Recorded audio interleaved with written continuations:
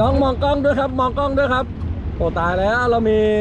ขวัญใจช่างภาพลงไปอยู่ในเรือของบอยบอยเดี๋ยวขับให้ได้ไหมเดี๋ยวขับให้ได้ไหมเจ้าเอกมาด้วยเฮ้ยแบงค์มาตายแล้วครับบอยตายครับงานนี้